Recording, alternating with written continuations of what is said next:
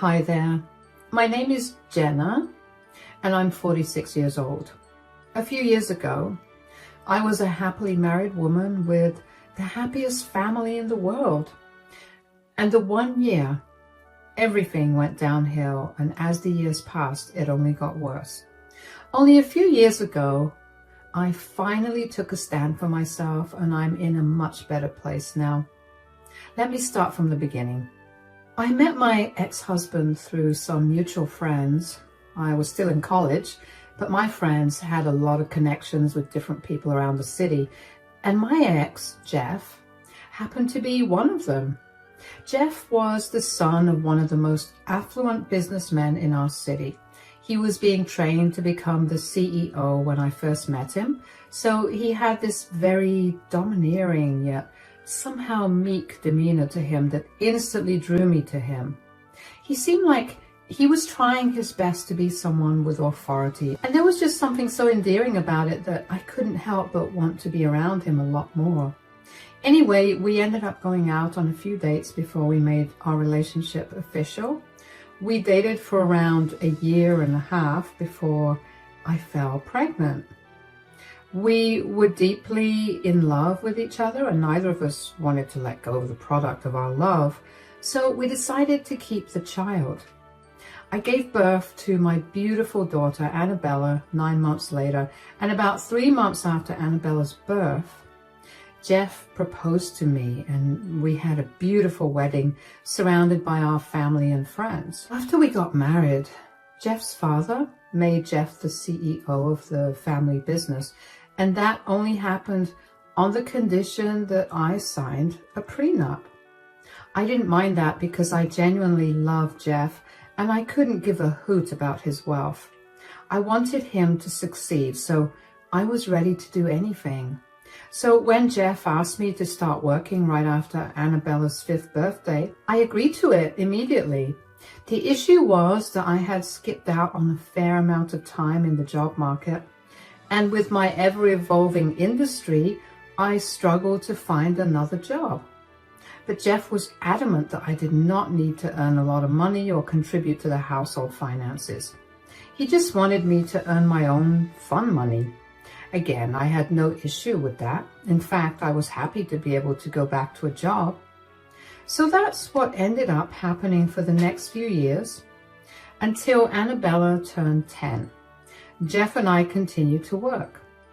Because we were both pretty busy, we barely had much time to spend with each other, but I never thought that was an issue. I mean, I made it a point to arrange some downtime for the both of us every weekend, but most of the time, Jeff was off at work or he was out with his friends. I didn't like it, but I figured that as long as Jeff was happy, I didn't mind him not spending as much time with me. Unfortunately, I should have taken that a little more seriously because just a month after Annabella's 10th birthday, I caught Jeff in bed with another woman. Needless to say, I lost my mind. Jeff was the first man I had ever loved, and to see him break it so easily made me go crazy. All my years of frustration and anger towards Jeff came spilling out. It was ugly and very messy, but in the end, Jeff and I decided to end the relationship. I truly was a broken woman. I continued to live in the house with Annabella, but Jeff went to stay with his parents until the divorce was finalized. Every time Annabella asked me why her father was not home, I would break apart. I tried my best to be strong for her, but I could not even bring myself to process what had happened with Jeff. But things only got worse when I got a call from my attorney that Jeff was asking for full custody of Annabella, or he would fight me for it. That got me right out of my depressive funk. I felt anger like I'd never felt before. The day that my attorney called me was the day that Jeff was supposed to come over to spend time with Annabella. So when he got home, I rushed over to him to confront him about the custody of Annabella. "What are you doing with this divorce?" "What do you mean?" "Why are you trying to get full custody of Annabella? Are you seriously trying to take her away from me? Don't be silly, Jenna. I just think that Annabella will grow up much happier with me. And what makes you think that? Well, I have a lot more income than you do. She's going to struggle to have her basic needs met if she stays with you full time. Child support will only cover so much. She's my daughter too, Jeff. You can't separate us. Stop being so dramatic, Jenna. I'm not taking her away from you entirely. You'll get to see her every weekend. Do you think that's enough? I gave birth to her. I can't live apart from her. You'll learn to live with it.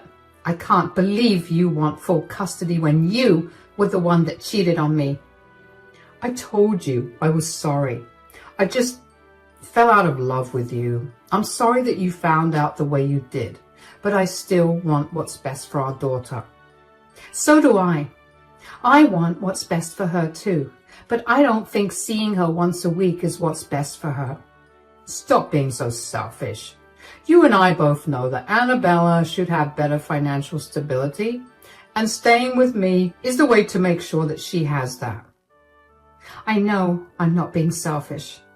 I know you well enough by now to know that you will plant seeds of hate in Annabella's heart. You make her hate me, and then I'll have no contact with her at all. You sound insane. I have better things to do other than ruining my daughter's relationship with her mother. If I promise you that I won't do something as silly and stupid as that, will you not fight this custody battle? I don't care about what you plan on doing, but I want to spend equal amounts of time with my daughter. You can't take that away from me. God, just think about what's best for Annabella for once. Why do you always have to get your way? Get my way? What are you talking about? You ripped this family apart because you couldn't contain your urges. This is the least I'm asking for. You're only doing more damage by trying to take Annabella away from me. You know what? I'm tired of you. If you want this to be amicable, let me know within the next 3 days, or I will make sure I win full custody of Annabella. You're a ruthless monster. Yeah, you can call me whatever you want, but that isn't going to change reality. I'm the better parent, and there's nothing you can do about it. I could not believe the sheer audacity that Jeff had to try to take my daughter from me when he was the one who broke the family apart. Jeff refused to talk to me without our lawyers present after that, so there was no way for me to try to talk to him privately. At every turn, it felt like Jeff was taking pride in being able to beat me at everything, and that only made me spiral further. I ended up losing my job, and I couldn't keep up with the lawyer fees. All of that only led to me losing custody of Annabella, but I was granted custody every weekend. I hated that I would only be able to see Annabella every weekend, but truthfully, I was glad that I managed to be able to see her at all. Jeff did not go easy on me, and he made sure to make me suffer during the entirety of the divorce proceedings. Once the divorce was finalized, I was flat broken. My parents sent me some money to get me my own place, and it was just enough to rent a small apartment. I managed to get a job as a waitress, and that was what kept me alive for a long time. I could not bring myself to try for jobs in my field again because I was really depressed and I could barely handle my waitressing job. I would not have been able to handle an even high-pressured job. So I made sure to work hard and earn as much money as I could so I could spoil Annabella to the best of my abilities. At first, for the first 2 years or so, Annabella and I remained close. She would hate to leave me and would always come over with the biggest smile on her face and a skip in her step. And then the changes began to settle in. Annabella became a lot more reserved. She began skipping her stays with me. At first, I thought that it was Jeff's doing, but he was adamant about not being involved. He told me that he had no interest in my relationship with Annabella, so he wasn't going to interfere in it. He told me that Annabella was free to do whatever she wanted, and if she wasn't coming over, it was because she didn't want to come over. I spoke to Annabella about this, but she told me that she was too busy with schoolwork and wanted the weekends for herself. I accepted her answer, even though it hurt me. I mean, what kid would not want to spend time with their mother? Still, I kept my door open to her, and every once in a while, Annabella would come over. She'd be in tears about something. I'd comfort her. She'd tell me how lucky she was to have me as a mother, and she'd stay in contact with me for about 2 weeks before going back to ignoring me. You'd think that every time she did that, I'd learn that it was all some game to her. But it hurt just as much as the first time, every time she did it. I would comfort her and bask in her praises of me. I would work harder to make sure that she was happy and doing better than she was at her dad's place. Don't get me wrong, I didn't do any of that because I wanted her to choose me over her father. I only did that because I wanted to see her happy. And if I had the faculties to make that happen, you best bet that I did that. Eventually, it got to a point where I hadn't seen Annabella in over 8 months. Every time I tried to get a hold of Annabella, she'd either decline my calls or give me some lame excuse for why she couldn't make it. I never stopped trying for even a second to get her to visit me. And then one day she told me that she'd be coming to see me. I was beyond ecstatic. When she arrived at my place, I greeted her as warmly as I could. "Hi, sweetie. It's been such a long time since I saw you." "Yeah, I guess. I'm so sorry that I haven't had the time to meet you as much. I've been really busy with work and my rent increased, so I've been pulling a lot more overtime to make up for it." "Why are you explaining yourself? It's whatever. I don't really care." "You seem upset with me. I wish I could change things, but Mom, stop it. I'm not upset with you for not visiting me as much. I mean, to be fair, if I wanted to meet you, I would make more of an effort as well." "What do you mean?" "Most of the time when you're finally free to meet me, I can tell you that I'm busy. The truth is, I'm never busy. I just prefer Dad's place to yours." "Oh, yeah, I get that it's mean, but I also know that if I let you sit with that guilt any longer, it'll become my problem for the rest of the weekend. I'm sorry I've made you feel like my problems are something that you have to deal with, but if you don't mind me asking, why are you being so rude to me?" "Isn't it obvious by everything I just told you? I don't want to be here." "Oh, I get that. But you almost always never want to be here. Yet you're nice to me. What's different this time?" "That's none of your concern." "It is, considering I'm your mother and I'm bearing the brunt of whatever's making you feel this way." Fine. Something's bothering me and I don't know how to feel about it." "All right, that's a start. Tell me what's bothering you." "Well, Dad's been seeing someone for the last 2 years. "Uh-huh. And I guess their relationship was going really well because 3 days ago, Dad told me that he was going to propose to his girlfriend." "Oh, wow. And that's been bothering you?" "Yeah, I guess. I'm just scared that Dad's going to forget me because he'll get too wrapped up with his girlfriend." "Have you met his girlfriend?" "Yeah, like twice. I mean, she seemed nice and she looked like she really loved Dad. Dad looked happy and I guess I'm happy for him, but I'm still scared that she might make Dad turn his back on me like some evil stepmother." "I don't think that will happen." "How do you know that?" "If there's one thing that I know about your father, it's that he loves you a lot. He will never jeopardize your future for something that he wants." "But what if he does?" "If he does, which he won't, you'll have me. I know you're not my biggest fan, and I know that we don't exactly have the best relationship, but you're still my daughter. I want to spend as much time as I can with you. I know I won't be able to provide you with the same lifestyle your father has provided you, but I'll make sure that you'll always have everything you want and need." "That's sweet, Mom. But I seriously don't want Dad to change or his wife to be a monster. Things will work themselves out. Don't worry about a thing. How about we eat some ice cream and watch your favorite movie now? I feel like that would cheer you up." "Yeah, let's do that." I will admit that hearing that Jeff was getting married again made me feel a little upset. I know that he was no longer mine, but it felt odd, so I couldn't imagine what must have been going through Annabella's mind. I did my best to put her mind at ease, and I kept reassuring her that if hypothetically things went south between her and her father, I would be there for her. Now, at this point, I had grown so numb to Annabella's emotional torture that I even began overlooking her snide insults aimed at me.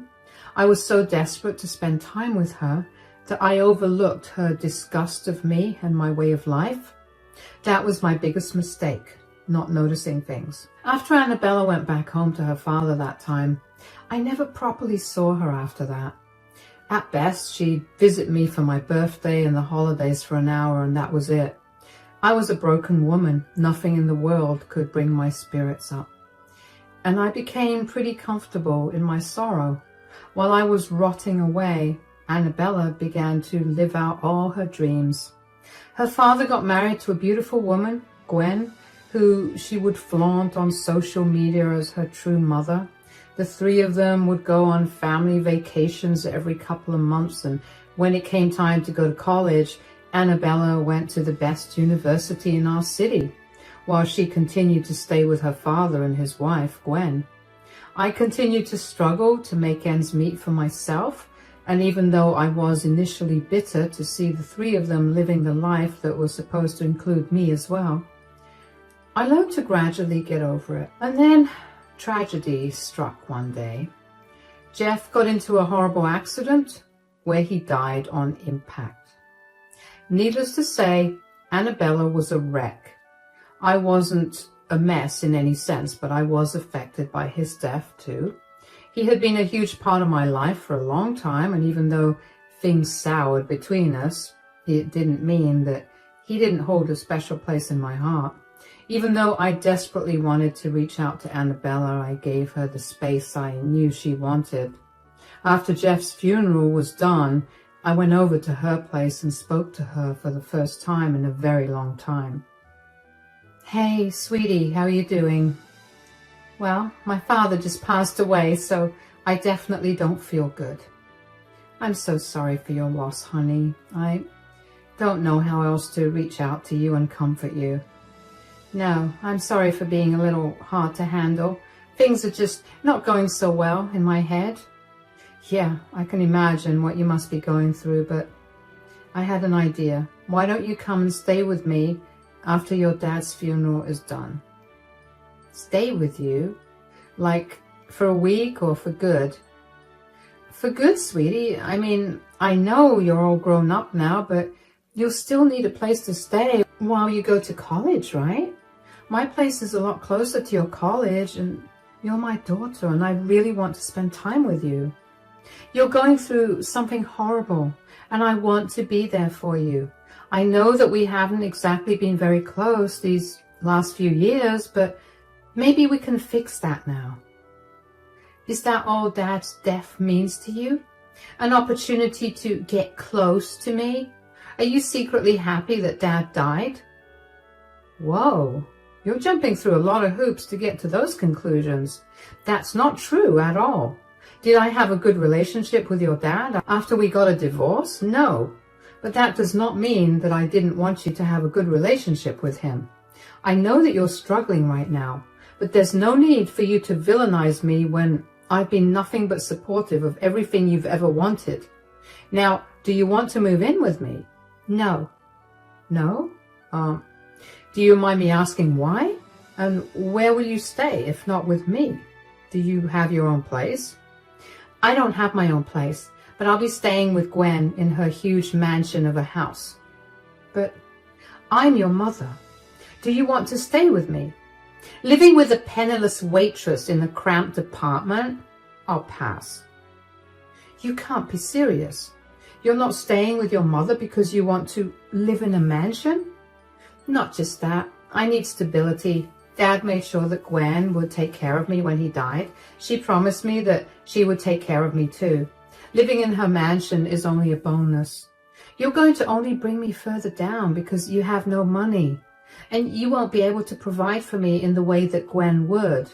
That's really upsetting to hear. I did not raise you to be so selfish and opportunistic. Are you even close to Gwen? Last I heard, you two barely know each other.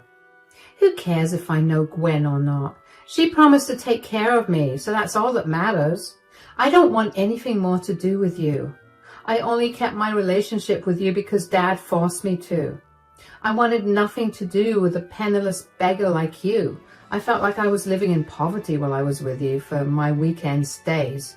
And I never want to go back to that again. Wow. Okay. If that's how you really feel, then I can't do anything. I don't want you to force yourself to keep a relationship with me going, so we can part ways here. Since you really want to stay with Gwen, you can. But if things go south, I won't be able to help you out. Do you understand? Good riddance. I don't need you anyway. Annabella shoved me out of the house and then slammed the door in my face. I felt so shocked that I didn't even know how to react. I never anticipated Annabella to actually tell me what she really thought about me. I had only gone there to be there for her in her hard time, and instead, I got slapped with the biggest insult of all.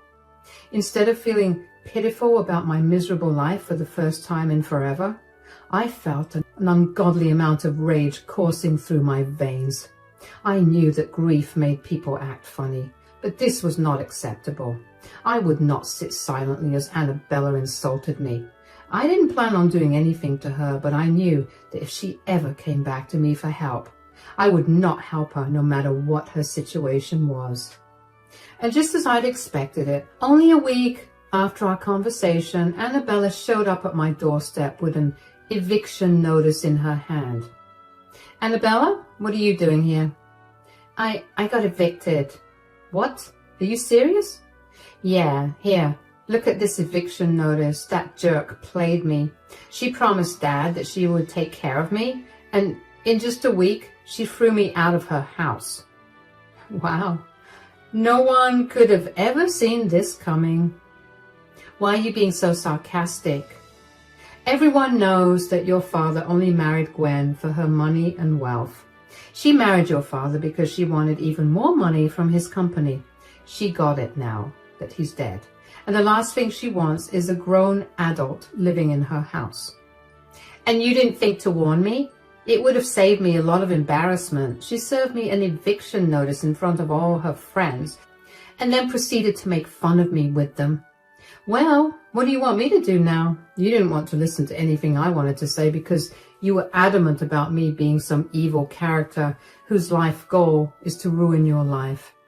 I didn't mean it like that. I mean, just think about things from my perspective. Dad had 10 times more money than you did. And now that he passed on most of it to Gwen, I figured she'd take care of me too, especially since she promised. You think promises mean anything when money comes into play? Come on, Annabella. You're smart enough to know better. Fine, I made a huge mistake. Now, can I stay with you? Stay with me? I'm sorry, my apartment is too small for 2 people. What? What do you mean? You said it yourself. I'm a penniless waitress living in a cramped apartment. I can't let it be more cramped than it already is. You're going to have to find another place to live. Are you seriously not going to let me stay with you because of what I said last time? I was grieving. You can't hold that against me. Just because you're grieving, it doesn't mean that you get to say hurtful things and not suffer the consequences of it. I know you lost your father, but I lost my first love. Yeah, I know we ended up parting on really bad terms, but I still cared for him. He still meant a lot to me. You had no right to say that to me, especially since you know how much I sacrificed to give you a good life too. You disrespected and belittled me, so I don't see any reason for me to let you stay here. But I'm your daughter. You can't just leave me hanging like this. And I'm your mother. Yet you still had no problem dismissing me in favor of a woman you barely knew. You need to learn that actions have consequences. I didn't even do anything. You said enough. You told me how you really feel. I don't want anything more to do with you. What do I do? Where do I stay? Figure it out. You're smarter and richer than me, so you'll work something out. Bye, Annabella. It hurt me beyond words to tell Annabella to figure her life out on her own, but I had reached my breaking point with our last conversation. Annabella had always done this. She would use me for the little time that she needed me, and as soon as she got back on her dad's good side, she'd leave me again. Yes, I know that she was only a child at that time, but I was also struggling. I never did anything to hurt her or stop her from doing the things she wanted. I made sure to do everything I could to make her happy. And if that meant spending my entire paycheck to give her one thing, I'd do that. Of course, I never made it seem like she was lucky to have her basic needs met by her mother, but she knew firsthand how hard I had been working to provide for her. She saw how much I loved her and how much I longed to spend time with her. And still, she'd choose to hurt me over and over again. I knew that if I gave Annabella a place in my home for even a few days, she would manage to convince me to let her stay with me until she found someone else to run off with and hurt me again. I was tired of constantly living on the edge. All I wanted was to provide my daughter with all the love and affection that I could give. But she would constantly stamp out all my efforts and laugh in my face. That takes a huge toll on me, and yeah, I knew that I was only kicking her when she was down, but what was a penniless waitress like me supposed to do? In the days that followed, Annabella managed to find a place to stay with her friends. She had quite a bit of money from her father's inheritance, so she was able to get herself an apartment. But it would take a few months until she could move in. She couch surfed during those months, but she made sure to text me every day about how much of a disappointment I was to her as a mother. It hurt like crazy to read those messages, but I learned to ignore them. I knew I was doing what was best for her at the end of the day. She needed to learn that her actions have consequences, and if that lesson has to come through me, then so be it. Annabella eventually moved into her own place and found a good job to support herself. She stopped texting me, and I think I've been blocked, but I haven't really checked. I booked myself a therapist, and I've been going to therapy regularly for the last 6 months. I've gradually learned to be proud of myself for standing up to Annabella. I'm glad that I finally put my foot down and stood my ground. It's been really hard to accept myself for letting go of my baby girl, but in the end, it was a decision I had to make for the better of both of us. Life is still continuing, and I'm only getting better. I recently got promoted to manager, so not only does that mean that I'm gradually doing better for myself, but it also means that I'm no longer a penniless waitress. Thanks for listening to my story.